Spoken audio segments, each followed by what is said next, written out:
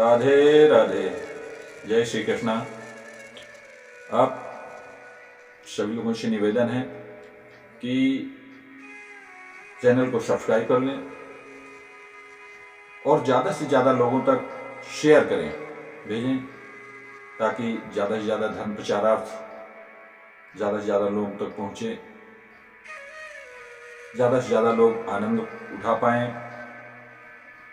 क्योंकि ये कथा के आज के कलयुग में, कलयुग केवल नाम अधारा, कलयुग में नाम का ही महिमा है, भजन सत्संग का ही महिमा है। तो जितना आप लोगों से हो सके उतना शेयर करिए, लोगों तक पहुंचे।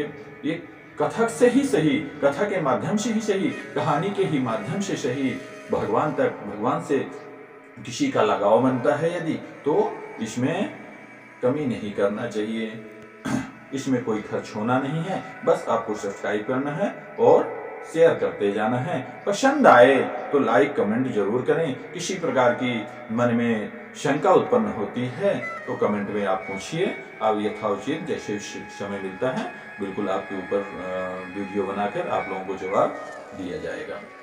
तो जय श्री कृष्णा। आगे की आज की कहानी है कि भगवान का नाम लड्डू गोपाल क्यों पड़ा। भगवान का नाम लड्डू गोपाल क्यों पड़ा? तो एक कहानी है कि वृंदावन की, वृंदावन में एक बहुत बड़े कृष्ण भक्त हुए कुंभन दास। कौन हुए? कुंभन दास। उनका बेटा था रघुनंदन। कुंभन दास बड़ी ही सेवा, बड़ी ही भगवान से लगाव था, बड़ी ही सेवा करते थे। कुछ काम नहीं, बस उनकी सेवा में लगे रहना, किसी प्रकार की कमी न हो जाए, जिसमें वो सदैव सतर्क रहते थे और हमेशा भगवान भजन में लीन रहते थे। अपने बेटों को भी बड़ा संस्कार किया हुआ था।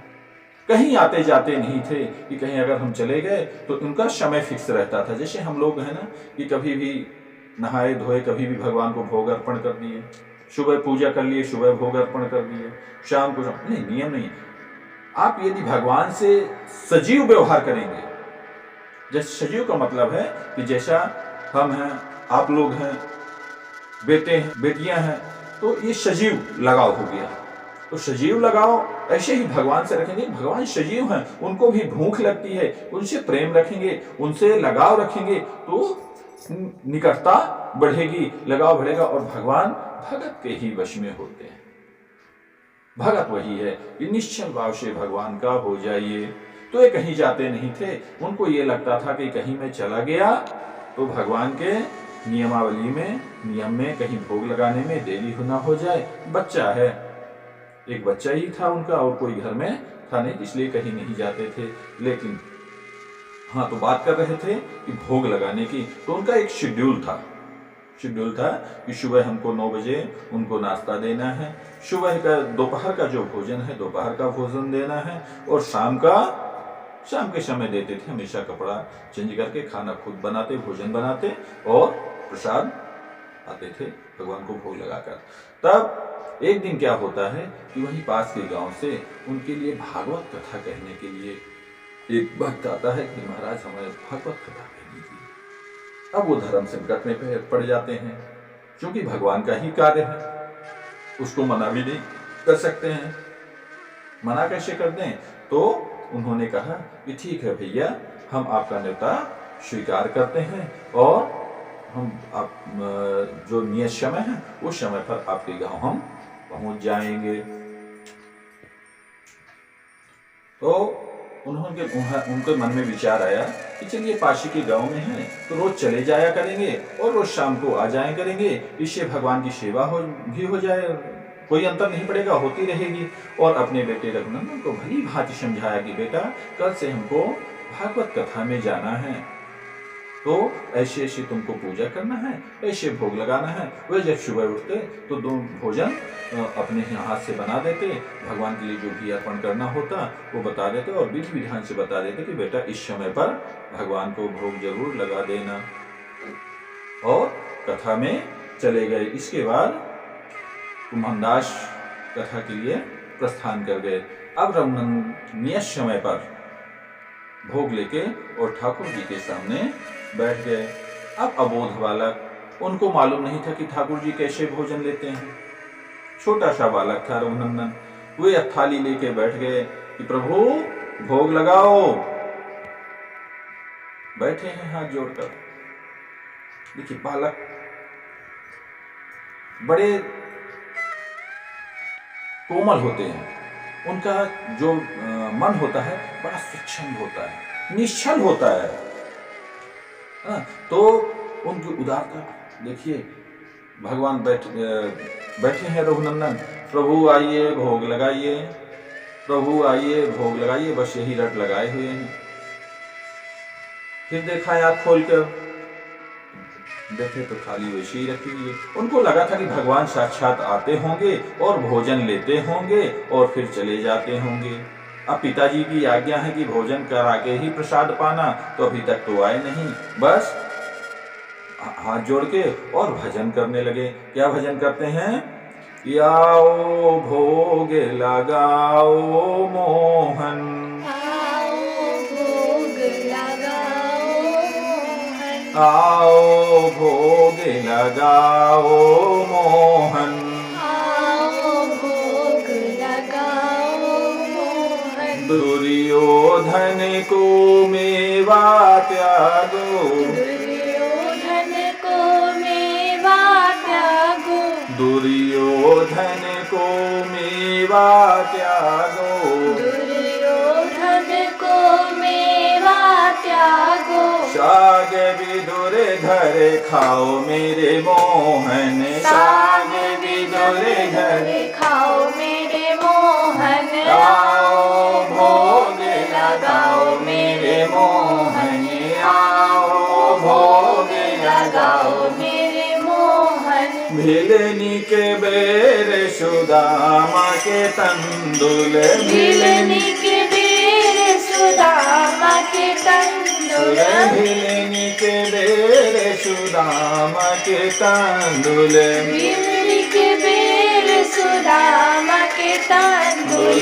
रुचि रुचि भोग लगाओ प्यारे मोहन, रुचि रुचि भोग लगाओ प्यारे मोहन, रुचि रुचि भोग लगाओ प्यारे मोहन, रुचि रुचि भोग लगाओ प्यारे मोहन। आओ भोग लगाओ प्यारे मोहन, आओ भोग लगाओ प्यारे मोहन।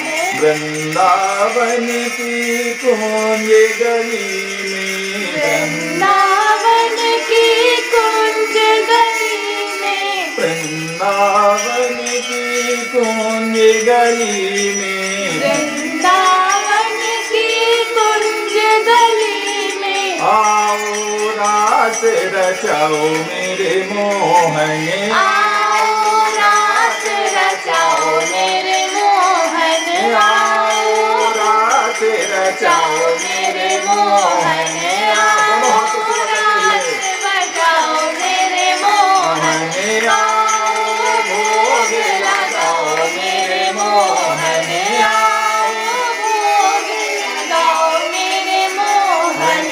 राधा और मीरा भी बोले, राधा और मीरा भी बोले, राधा और मीरा भी बोले, राधा और मीरा भी बोले। मन मंदिर में आओ मेरे मोहन, मन मंदिर में आओ मेरे मोहन, आओ भोग लगाओ मेरे मोहन, आओ भोग लगाओ मेरे वृंदावन बिहारी लाल की जय। साक्षात भगवान बालक के रूप में सामने रघुनंदन के प्रकट होते हैं और लड्डू का प्रसाद ग्रहण करने लगते हैं। देखिए भगवान भक्तवत्सल भगवान जहां करुणा भरी रुदन सुना कि अब ये बालक हट छोड़ने वाला नहीं है, बालक का हट है तो अब हमको जाना ही पड़ेगा। और साक्षात भगवान आ गए और साथ में भोजन करने लगे। भोजन करके चले गए। फिर शाम को जब उनके पिताजी आते हैं तो बेटा रघुनंदन, हाँ पिताजी, बेटा पानी लेके आओ। जब बेटा रघुनंदन पानी लेके आया तो पिताजी ने बोला, बेटा भगवान को भोग लगा दिया था? बोले, हाँ पिताजी भोग लगा दिए थे, वो खा के गए। बोले, लाओ बेटा हमको भी प्रसाद दे दो, थोड़ा सा पानी पी ले उसी से। पिताजी वो तो सब खा गए, वो तो सब खा गए।